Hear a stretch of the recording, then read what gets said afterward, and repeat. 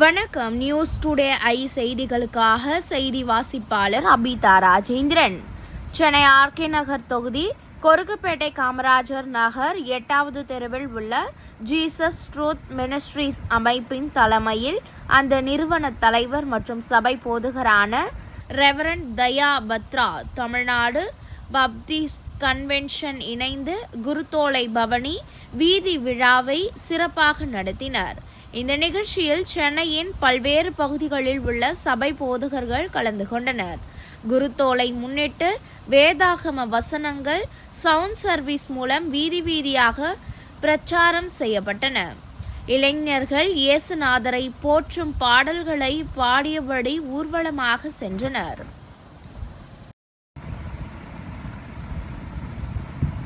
மேலும் 4 சக்கர வாகனத்தில் மேளதாளங்களுடன் நகர்ந்த இந்த பவனியில் பொதுமக்களுக்கு துண்டு பிரசுரங்கள் வழங்கப்பட்டு குருத்தோலை ஞாயிறு பற்றிய விழிப்புணர்வு ஏற்படுத்தப்பட்டது. பெண்களும் ஆரவாரத்துடன் கலந்து கொண்ட இசை மற்றும் பக்தி பாடல்களுடன் பவனியில் இணைந்தனர். இந்த நிகழ்வில் சுமார் 500க்கும் மேற்பட்டோர் கலந்து கொண்டனர். சிறப்பு அழைப்பாளராக ஆர்கே நகர் திமுக வேட்பாளர் ஜே எபினேசர் கலந்து கொண்டார். அதேபோல் reverend Avadi Vijayakumar, bishop Deva Prasanna, reverend Stephen, reverend T Isaac, reverend Paul Daniel, reverend Sundarraj, reverend John, reverend Jesudas, reverend Abraham, reverend Anthony, reverend Santhakumar, reverend Babu, reverend ஐயா, reverend Premkumar, reverend pastor Siva, reverend Raji, reverend Jayarao உள்ளிட்ட பலர் கலந்து கொண்டனர். மேலும் சபை மூப்பர்கள் ராஜ்குமார், ஸ்ரீனிவாசலு, டேவிட் உள்ளிட்டோர் இந்த நிகழ்வில் பங்கேற்றனர்.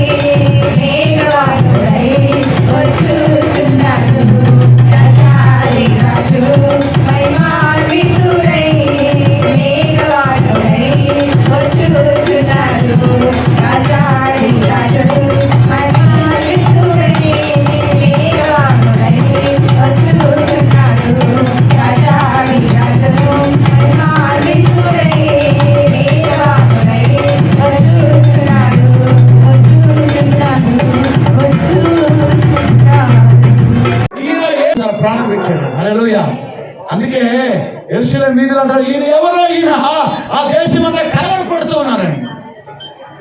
ఈరోజు భారతదేశం అంతా కలవరపడతా ఉంది, ఈయన ఎవరో. అయ్యో, అందరూ క్రైస్తవులు అయిపోతున్నారే, అందరూ చాలా మంది యేసుని అంగీకరిస్తున్నారే, మరి ఎంత పాపులేషన్ అయిపోతుందో తెలియదని వారందరూ కూడా కలవరపడుతూ ఉన్నారు.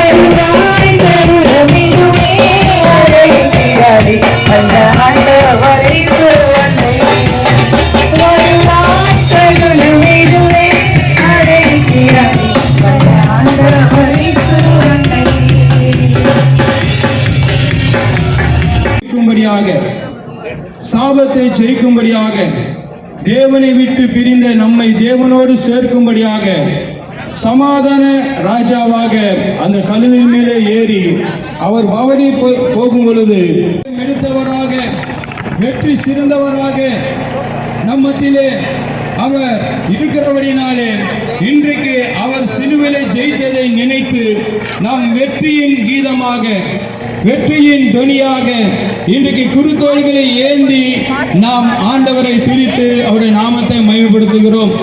இந்த நாளிலும் உங்கள் வாழ்க்கையிலே ஜெயமில்லாதபடிக்கு வாழ்ந்து கொண்டிருக்கிறீர்களா? பாவத்து நிமித்தம், சாபத்து நிமித்தம், அக்கிரமத்து நிமித்தம் தேவனை விட்டு தேவனுக்கு விரோதமான காரியங்களை வாழ்ந்து கொண்டிருக்கிறீர்களா? இன்றைக்கு இந்த பவனின் மூலமாக உங்களுக்கு ஒரு நற்செய்தி அறிவிக்கப்படுகிறது. உங்களாலே எதை ஜெயிக்க முடியாமல் தவித்து வேதனைப்பட்டு கொண்டிருக்கிறீர்களோ அது ஜெயித்ததான ஆண்டவராக இயேசு கிறிஸ்து ஏற்றுக்கொண்டு இருப்பீர்கள் என்றால் உங்களுக்கு சமாதானம் உண்டாயிருக்கும். பாருங்க, இந்த கழுதையின் மேலே ஏறி இருக்கிறவர் ராஜாவுக்கு அடையாளமாகவும் சமாதான பிரபுவுமாய் இருக்கிறார் என்று பார்க்கிறோம். இன்னைக்கு ஆண்டவராக இயேசு கிறிஸ்து சாபங்கள் எல்லாவற்றையும் ஜெயித்து சமாதானத்தின் சந்தோஷத்தை எங்களுக்கு கொடுத்த இந்த தேவாதி தேவன் இன்றைக்கு இந்த சமாதானத்துக்காக சந்தோஷத்துக்காக ஏங்கி தவித்துக் கொண்டிருக்கிற ஒவ்வொருடைய வாழ்க்கையிலும் நீ நன்மை செய்விடமாய் செபிக்கிறோம்.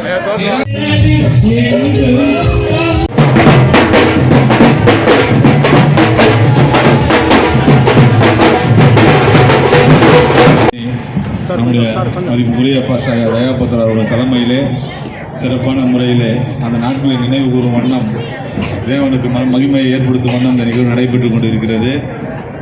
இன்று தினம் அனைவராலும் ஒதுக்கப்பட்ட அந்த கழுதையின் மேல் ரட்சகர் இயேசு பவனியாக வந்த இந்த நாள் அப்படித்தான் ஒவ்வொரு மனிதனுடைய வாழ்க்கையும் அவர் பலப்படுத்துகிறார், அவரை உயர்த்துகிறார் என்பதற்கு ஒரு அடையாளமாக இந்த நாள் அனுசரிக்கப்பட்டது. இதை நினைவு கூறும் வண்ணம் நம்முடைய திருச்சபை மக்களாக இதை சிறப்பான முறையிலே முன்னெடுத்திருக்கின்றோம்.